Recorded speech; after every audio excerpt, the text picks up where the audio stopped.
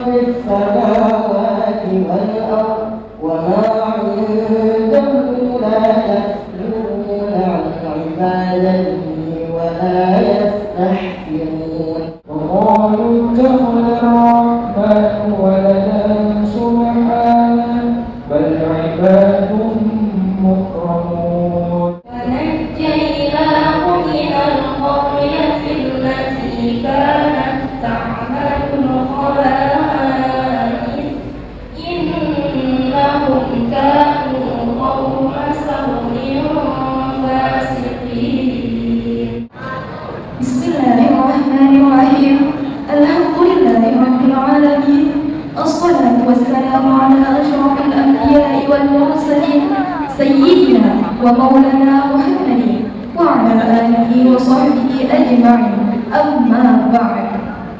Yang kami hormati dan muliakan Bapak Pencamat Ustaz Haji Reza Ferdian LC-MPD, Yang terhormat PLT Kepala Madrasah Aliyah Negeri 3 Kota Banjarmasin, yang kami hormati Kepala Tata Usaha beserta staf dan Dewan Guru Madrasah Aliyah Negeri 3 Kota Banjarmasin, serta siswa dan siswi yang berbahagia.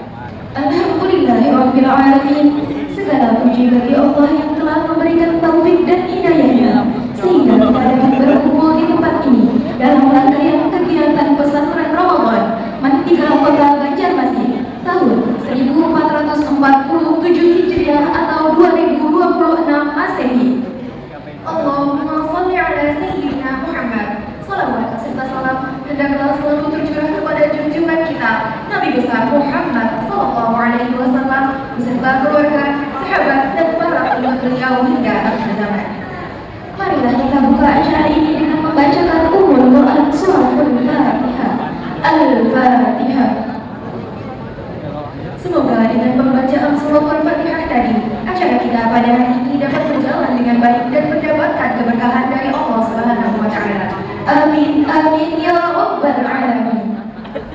Pembacaan ayat suci Al-Quran yang akan dibacakan oleh Girinda Bainata dari kelas 10A Al-Quran surah Al-Baqarah ayat 183 sampai 185 dengan sari tilawah Dina Az-Zahra dari kelas 11G. Kami persilahkan. Assalamualaikum warahmatullahi wabarakatuh.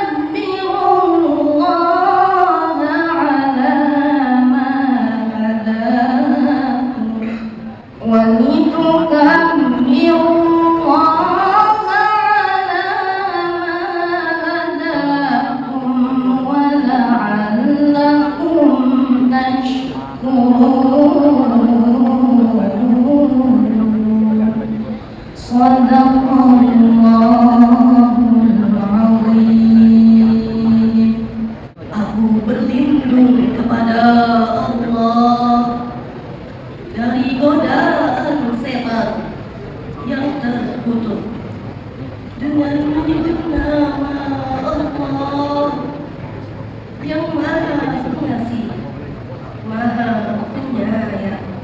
Wahai orang-orang yang beriman, diwajibkan atas kamu berpuasa sebagaimana diwajibkan atas orang sebelum kamu, agar kamu bertakwa, yaitu beberapa hari tertentu. Maka barang siapa di antara kamu sakit atau dalam perjalanan lalu tidak berpuasa, maka wajib mengganti sebanyak hari yang dia tidak berpuasa itu pada hari-hari yang lain. Dan bagi orang yang berat menjalankannya, wajib membayar fidyah, yaitu memberi makan seorang miskin. Tetapi barang siapa dengan kerelaan hati mengerjakan kebajikan, maka itu lebih baik baginya. Hendaklah kamu mencukupkan bilangannya dan mengagungkan Allah atas petunjuknya yang diberikan kepadamu, agar kamu bersyukur. Maha benar Allah yang Maha Agung dengan segala firman-Nya. Wassalamualaikum warahmatullahi wabarakatuh. Semoga dengan pembacaan ayat suci Al-Quran tadi, kita semua mendapat pahala dan rahmat dari Allah Subhanahu wa Ta'ala. Amin, amin, ya Rabbal Alamin. Laporan Ketua Panitia Pelaksana kepada Bapak Muhammad Yunus SAG MPD. Kami persilakan. Assalamualaikum warahmatullahi wabarakatuh.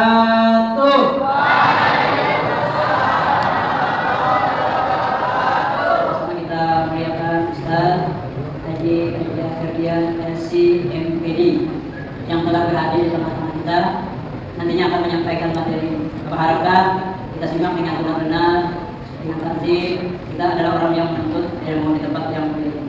Yang berhormati PRT Kepala Sekolah 63 Banjarmasin, yang berhormati para wakamat, para wali kelas, dewan guru, dan tenaga pendidikan lainnya, keluarga besar 63 Banjarmasin. Anak-anak bapak sekalian yang hari ini kelihatannya umas-umas sebentar, lelakiannya gantong-gantong sebentar, alhamdulillah. Berkat Allahumma rahamna. Amin ya rabbal. Dengan Quran itulah kita bertemu, berjumpa, bermuajahat di tempat yang mulia ini, di hari yang mulia ini, di bulan yang mulia ini. Acara selanjutnya, ceramah agama yang akan disampaikan oleh Ustaz Haji Reza Febrian LCMPD. Kepada Bapak, kami persilahkan. Assalamualaikum warahmatullahi wabarakatuh.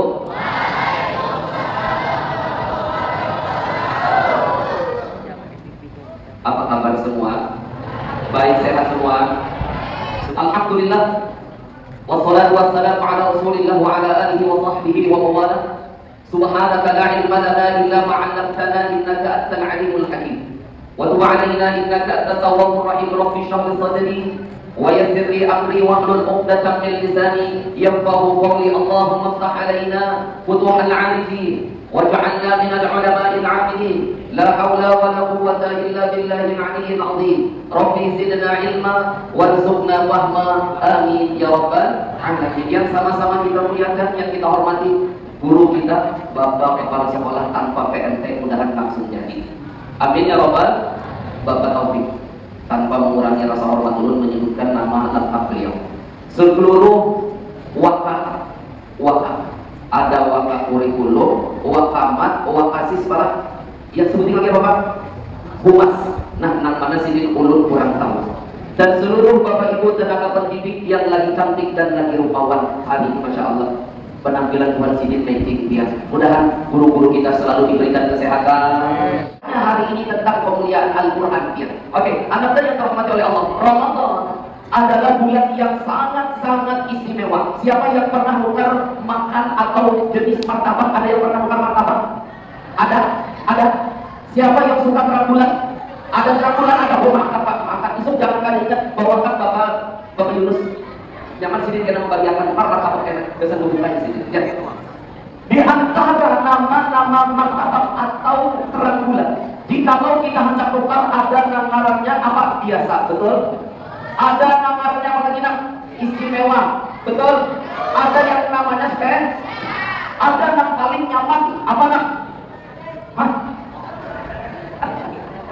Nang gratis nyaman gak lawan biar Pak? Iya ada nang 7 gratis nih Pak. Ya gimana? Modal sedikit ada jam berapa 7 gratis harus ya. Jadi di antara nama-nama makanan tersebut ini Masya Allah yang tertulis di dalam Al-Quran surat Taubah itu ada 4 bulan. Yang pertama kata Nabi Muhammad bulan Rajab, kita telah lewat. Yang kedua kata Nabi Muhammad bulan Dzulqa'dah, Dzulhijjah dan bulan Muharram. Ini 4 bulan yang mana bulan yang mulia, diharamkan kata Allah melakukan berbagai macam bentuk maksiat. Dosanya 2 kali lipat dan melakukan ibadah kebaikan di 4 bulan yang mulia termasuk mendapatkan lipat ganda pahalanya. Namun yang satu tertulis di dalam Al-Quran sebagaimana anak Dakori bacakan adalah bulan Ramadan, bulan yang sangat-sangat apa anda? Very spesial. Adalah bulan Ramadan. Kenapa saya katakan bulan yang sangat mulia? Karena bulan Ramadan ada di dalamnya satu perintah bentuk kewajiban yang mana wajib tersebut tidak bisa diganti di bulan lain, adanya cuma di bulan Ramadan yang mana diperintahkan oleh Allah di sebelum kita, yaitu membentuk karakter kita sebagai orang yang beriman adalah yaitu perintah melaksanakan ibadah yang disebut dengan ibadah puasa. Ananda, hari ini kita berpuasa hari keberapa? Hari ke-15 dan juga ada hari yang ke-16. Nang parah benar apa? Puasanya badui, hari rayanya beda dulu. Tapi izin Pak Taufik, ada nang kita kemarin kan berpuasa hari Kamis ya, ikut pemerintah hari Kamis. Ada nang sampai hari Sabtunya belum juga berpuasa. Ada di daerah Sumatera. Ya. Ada berhulu daripada kita, mohon maaf bukan Muhammadiyah, tapi apa? Ada di daerah Makassar, berhulu lagi pada kita, tapi hari rayanya berhulu. Jadi semua konteks anak tidak perlu kita permasalahkan. Intinya kita harus mengerjakan puasa. Ingat, puasa hukumnya wajib. Apabila tidak dikerjakan maka berdosa. Maka Bapak kalau diganti di bulan lain bisa diganti di bulan lain asal dari amun sehat kalau puasa. Apabila ini batal izin Pak Yunus ulur mulai bakudu ini muntung 3 kali ini sih. Jadi bapak umur ini sih mulai sunahnya 3 kali, bapak umur 3 kali, keluarnya 2 kali. Jual kemana sekalinya? Kada sing aja mulai kataku, iya kan? Kira-kira batal tak ada?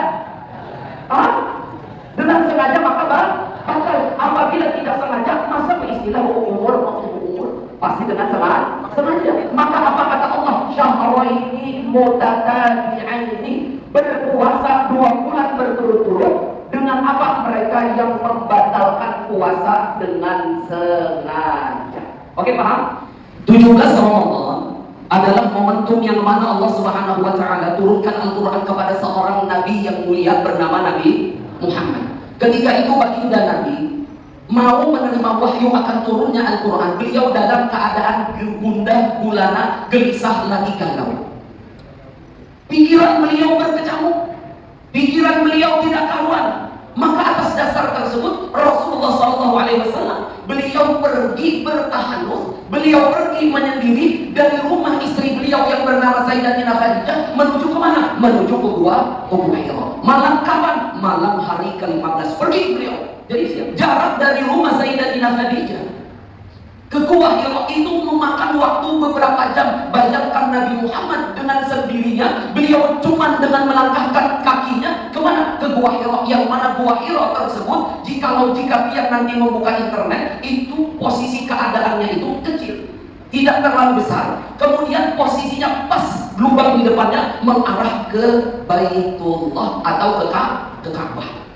Pergi Rasulullah di malam ke-15, bertahanus beliau meminta kepada Allah.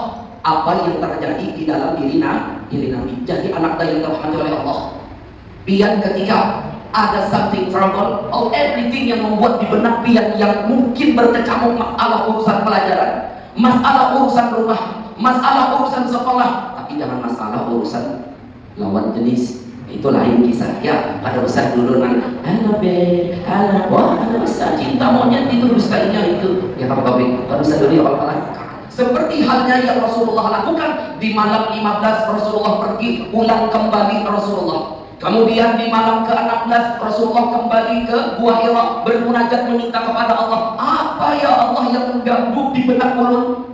Kemudian di malam ke-17 Rasulullah SAW kembali ke Gua Hira berdoa meminta kepada Allah. Maka datanglah ketika itu sosok malaikat Jibril yang dalam keadaan bentuk aslinya memeluk baginda Rasulullah SAW dalam keadaan Rasulullah terdiam. Kemudian dikatakan oleh malaikat Jibril kepada Nabi Muhammad, "Iqra ya Muhammad." Kemudian Rasulullah menjawab, "Ma qara'tu bihadza ya Jibril." Apa nang kawa aku baca? Apa nang aku bisa baca? Kemudian malaikat Jibril makin mengeratkan posisi pelukannya kepada Nabi Muhammad dengan mengatakan, "Iqra ya Muhammad." Makin Rasulullah tidak bisa bernapas, makin Rasulullah mengeluarkan akan bagaimana keringatnya. Kemudian yang ketiga kali malaikat Jibril berkata kepada Nabi Muhammad, "Iqra ya Muhammad." Kemudian dikatakan oleh Nabi kita Muhammad SAW dengan kalimat Iqra bismi rabbikal ladzi khalaq. Khalaqal insana min Iqra wa rabbukal alladzi 'allama bil qalam 'allamal insana ma.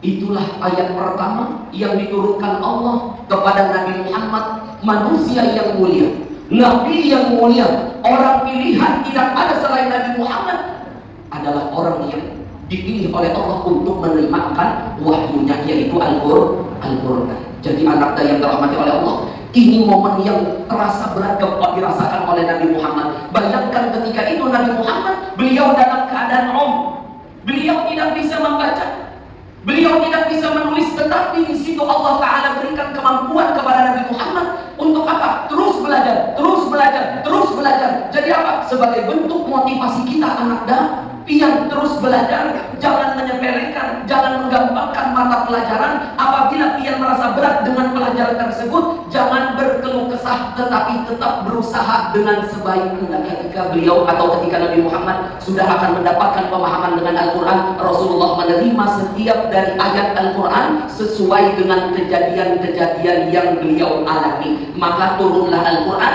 dengan cara yang berangsur. 13 tahun dakwah Nabi di mana? Di Mekah, dan 10 tahun dakwah Nabi di Madinah. Oke, anak yang dirahmati oleh Allah, ini salah satu fungsi Al-Quran yang tertulis di dalam Al-Quran dan yang dibaca oleh anak dakwah tadi apa? Bahwasanya Al-Quran ini adalah sebagai petunjuk bagi seluruh umat manusia. Maka anak yang dirahmati oleh Allah, pian-pian adalah orang yang dipilih oleh Allah Subhanahu wa Ta'ala untuk dekat dengan Al-Quran, untuk selalu mendapatkan petunjuk dari Allah melalui Al-Quran. Maka jangan jauh dari Al-Quran. Apabila jauh dari Al-Quran, maka Allah juga akan makin jauh daripadanya. Oke, boleh next. Saya sampaikan tadi ya, Al-Quran pertama kali diturunkan kepada Nabi Muhammad di Gua Hira, dan wahyu pertama terdapat di dalam surah Al-Alaq 1-5. Al-Quran diturunkan secara bertahap selama 22 tahun, 2 bulan, 22 hari, dengan rincian 12 tahun di Mekah, 10 tahun di Madinah. Penurunan secara berangsur-angsur ini menunjukkan hikmah Allah dalam membimbing umat secara perlahan dan penuh dengan kebijaksanaan. Dan jikalau kita lihat bagaimana di layar, inilah gambaran yang saat ini ada di depan kita, pintu atau mulut daripada Gua Hira. Al-Quran sebagai kalam Allah. Kemuliaan pertama Al-Quran adalah karena ia merupakan firman Allah. Tidak ada campur tangan manusia dalam penyusunannya. Oleh karena itu kebenaran dan kesuciannya bersifat mutlak dan tidak dapat diragukan lagi. Ini yang pertama tentang kemuliaan Al-Quran. Al-Quran ini ananda adalah dengan terjaga keasliannya. Allah sendiri menjamin keaslian Al-Quran sebagaimana disebutkan dalam surah Al-Hijr ayat 9. Sejak diturunkannya hingga sekarang, isi Al-Quran tetap terjaga tanpa perubahan. Jutaan umat Islam di seluruh dunia menghafalnya, dan sehingga kemudiannya tetap terpelihara. Ini yang kedua, terjaga akan keasliannya. Inna nahnu nazzalna dzikra wa inna lahu lahafizun, kata Allah di dalam surah Al-Hijr ayat 9. Nah, jadi anak Al-Quran tetap terjaga keasliannya. Tidak ada yang mampu untuk bagaimana apa? Menandingi akad Al-Quran. Yang maka anak yang dirahmati oleh Allah, pian sabarataan adalah generasi penerus daripada kami, maka tetap sabar istiqomah dengan Al-Quran, menjaga akan keaslian daripada Al-Quran. Bahwa makna ayat ini untuk membuktikan kebenaran pengakuan Nabi Muhammad SAW bahwa ayat-ayat yang disampaikannya benar-benar berasal dari Allah, dan Allah berfirman, sesungguhnya kamilah yang menurunkan Al-Quran melalui perantara malaikat Jibril yang diragukan oleh kaum kafir itu, dan pasti kami pula bersama malaikat Jibril dan kaum mukminin yang selalu memelihara keaslian, kesucian dan kekekalannya hingga akhir zaman. Inilah tugas fungsi kita sebagai umat Islam dengan menjaga, memelihara keaslian, kesucian dan kekekalan Al-Quran. Kenapa diturunkan di bulan Ramadan? Karena Allah Subhanahu wa Ta'ala ingin lebih mengangkat bulan Ramadan menjadi bulan yang lebih mulia. Dengan apa? Dengan diturunkannya Al-Quran. Karena Al-Quran diturunkan Allah melalui perantara malaikat yang mulia kepada Nabi yang mulia di tempat yang mulia Makkah Al-Mukarramah, dan diturunkan di bulan yang mulia, yaitu di bulan Ramadan. Mungkin seperti itu ya. Artinya Allah tidak ingin bagaimana Al-Quran ini awal pertamanya turun di bulan yang biasa, namun setelahnya Al-Quran turun secara berangsur-angsur sesuai dengan kejadian apa yang terjadi terhadap diri Nabi Muhammad. Gitu kata ya. Mudah-mudahan bisa dimengerti. Yang kedua, apa maknanya? Inilah makna dibalik rahasia itu semua. Artinya ingin mengangkat derajat daripada apa? Itu bulan Ramadan. Kenapa? Karena bulan Ramadan diperintahkan oleh Allah dengan perintah untuk puasa, yang mana fase pertama dari 1 sampai 10 orang rajin ibadah di bulan Ramadan. Ya gitu ya. Tetapi di 10 fase yang kedua, umat manusia jikalau dia tidak terbiasa dengan ibadah puasa, sembahyang berjamaah, sembahyang 5 waktu, tadarus Al-Quran, maka akan kendor. Maka apa? Diberi hadiah oleh Allah dengan kemuliaan diturunkannya Al-Quran di fase yang kedua. Itu ya. Sekira apa? Menumbuhkan semangatnya untuk apa? Ibadah. Kemudian ada lagi di fase yang ketiga, orang makin kendor. Kenapa? Mall makin ramai, pasar makin ramai. Kemudian apa? Masjid, musola makin kemajuan, gitu ya. Maju apa? Maju softnya. Tetapi kata Allah apa? Inna anzalnahu fi lailatin. Ternyata ada malam lebih baik daripada 1000 bulan. Kapan? Di fase yang ketiga, tanggal 21 sampai tanggal 30. Ada malam lebih baik daripada 1000 bulan, yaitu cari kata Nabi di malam-malam yang ganjil. Malam kapan? Malam 21, malam 23, malam 25, malam 27 dan malam 29. Kenapa? Karena semangat manusia ketika dia tidak terbiasa dengan ibadahnya kepada Allah, maka akan kendor ibadahnya. Tetapi apa? Allah menjanjikan hadiah yang baik. Ini loh di fase yang kedua waktu turunnya Al-Quran. Ini loh kata Allah di fase yang ketiga turunnya daripada malam 1000 bulan, atau yang disebut dengan malam Lailatul Qadar. Itu nak ya. Mudah-mudahan bisa tersampaikan dengan baik. Ya, syukuran jazakallah. Bagi yang kedua anak siapa tadi? Askia. Oke, pertanyaan yang baik sekali. Yang pertama, ada 2 pertanyaannya. Yang pertama pertanyaannya masalah ketika perempuan dalam masa haidnya, dia apakah boleh membaca Al-Quran itu ya, atau murojaah. Jadi Allah tegas di dalam Al-Quran, la yamassuhu illa al-mutahharun. Ya kan? Jangan meliput, memegang daripada mushaf, dan kecuali dalam keadaan dia bersuci. Konteks bersuci apabila dia tidak dalam keadaan janabah, dia tidak dalam masa haidnya, maka eloknya adalah dengan berwudu. Oke, paham dulu sampai di sini? Memegang atau dia membacanya, gitu ya. Tetapi ketika dalam masa haidnya, bagaimana konteksnya? Nah, ini yang menjadi ikhtilaf para guru-guru kita, para ulama. Jikalau anak dalam batasan bagaimana anak ini haid dalam hendak ingin misalnya murojaah saja, nah, dan ditambah misalnya dengan amaliyah rutin. Contoh, misalnya hendak membaca surah 4 Al-Fatihah, ya kan? Al-Ikhlas, Al-Falaq, An-Nas, ditambah dengan ayatul kursi, maka mudah-mudahan diampuni oleh Allah, tidaklah mengapa, gitu ya. Namun ketika dalam keadaan konteks ingin menghafal, maka bapak pribadi kurang sependapat, ulur pribadi pula urut kembalikan ke masing-masing pribadi. Ada yang mengatakan bapak boleh mengikuti membaca Al-Quran, tapi ada makna, ada artinya.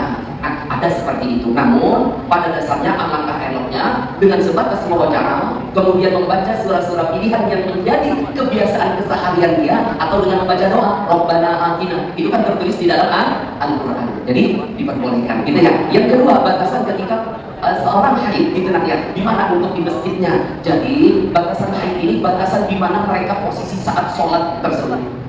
di masjid atau di musola. Artinya apa? Di dalam dijadikan tempat salat. Maka apa? Tidak dibolehkan, tidak diperkenankan untuk apa? Yaitu masuk dan melakukan aktivitas kegiatan di dalam masjid atau di dalam musola. Kenapa? Karena yang ditakutkan nantinya akan, mohon maaf, ada sesuatu yang tidak diinginkan. Namun apabila cuma sebatas lewat dengan cepatnya tanpa niat untuk melakukan aktivitas di dalam masjid, maka insya Allah mudah-mudahan Allah Ta'ala mengampuni, diperbolehkan saja. Namun ingat, batasannya mana Bapak? Batasan yang dipakai oleh jemaah atau para pengunjung masjid untuk ibadah sholatnya, itulah batasannya. Artinya apa? Mungkin boleh saja di teras, ya kan? Boleh aja mungkin di luar teras gitu, asal jangan masuk ke dalam masjid. Itu nanti akhirnya mudah-mudahan bisa terjawab dengan baik. Mudah-mudahan. Ada lagi mau ditambahkan? Cukup insya Allah. Terima kasih.